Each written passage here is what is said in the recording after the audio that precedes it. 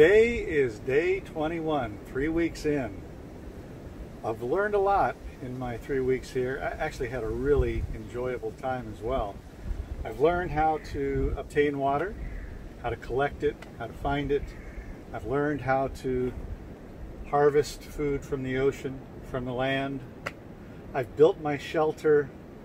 I've made things organized. I've made things workable. I could probably do this for a very long period of time.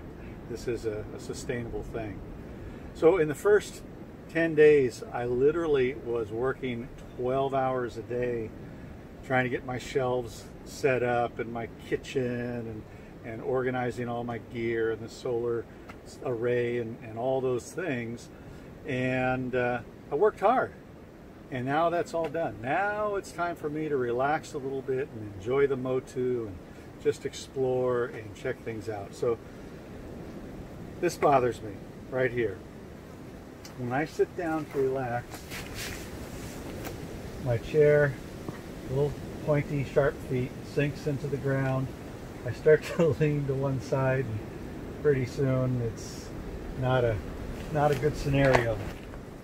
So I know that sounds trivial, but I have earned my relaxation. We have to come up with a solution. Coasters. Coconut coasters. Let's see if they work.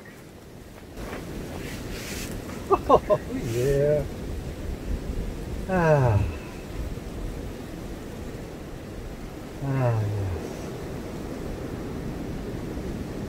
I don't know if you can see, there's a little 4-foot black-tip shark making his way. I wonder if this idea would work on Shark Tank. Coconut coasters.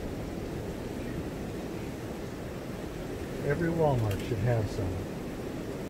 Do you have the original coconut coasters? The greatest mega hit since the Chia Pet? Forget about it. Now, there's Coconut Coasters 2.0.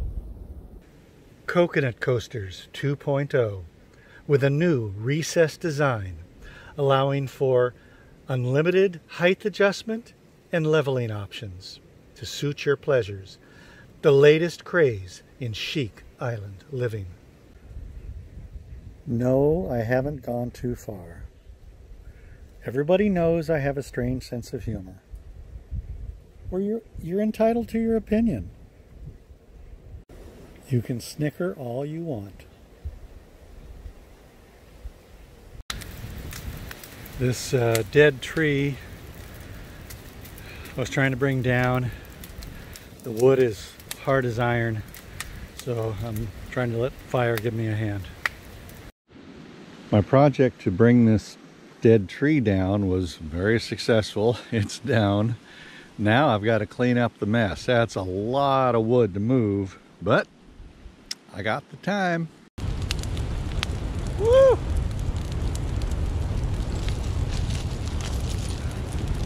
She's a blazer.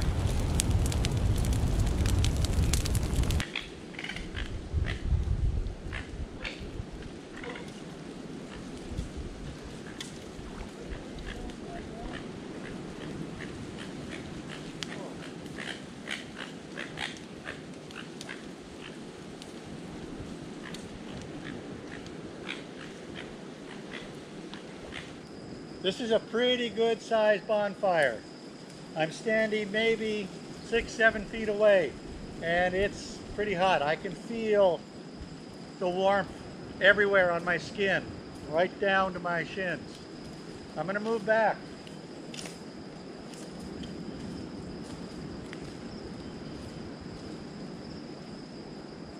I'm about 20 feet away from the fire now. I can tell that there's heat there, but it's almost imperceptible.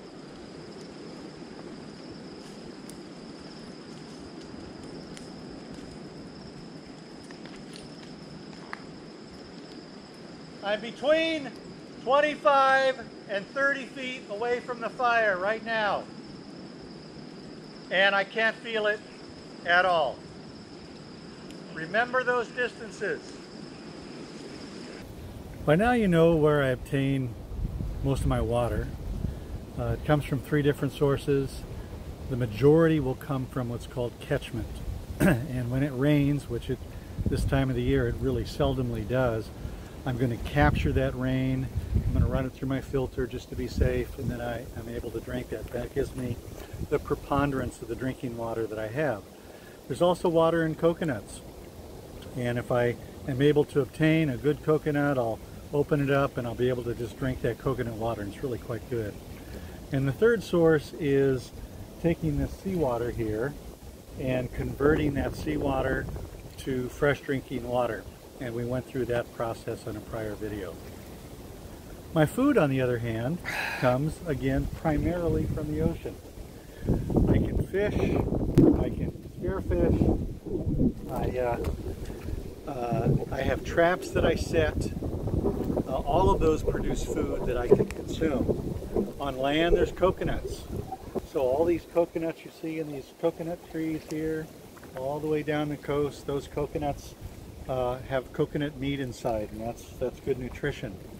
Also inland are land crabs, ground crabs, and mother lode of crabs, which is the coconut crab, which I've been fortunate enough to capture just a few of those. So there's the preponderance of my food intake.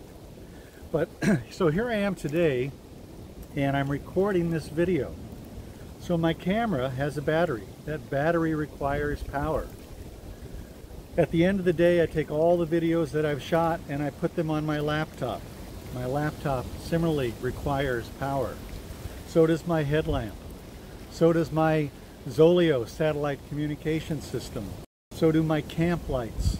So do the batteries for various other devices. I have 4 4K cameras, and I have a drone.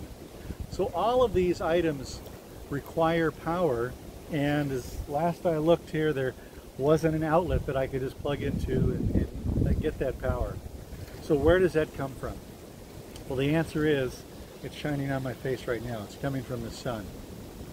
Now, in a prior episode, we had a huge bonfire. It was a raging bonfire, right? It was, what, 15-foot tall flames. It was pretty cool. And we did a small experiment. I stood maybe about 10 feet away from the fire, and at that distance the fire was almost burning my skin. I had to move back. It was too hot. When I moved to 20 feet back, I could feel the warmth of the fire, but it was very negligible. When I moved back to 30 feet, the warmth of that fire was completely non-existent. Couldn't feel it at all. So here's the realization. Here's the thing that I want you to think about here. The sun that is shining down on me right now is a gigantic ball of fire in the sky. It is a nuclear furnace producing a tremendous amount of energy. If we were to receive the amount of energy that falls just on planet Earth, and obviously is radiated in a 360-degree arc all around, but this tiny little blue dot in space that receives a tiny fraction of the sun's energy, that energy in one day is enough to power all of the energy requirements of planet Earth, everything you could think of, for one full year. One day's worth of sun's energy would power the planet for a full year. It's a pretty amazing statistic. Now, this ball of fire in the sky is 93 million miles away. 93 million miles.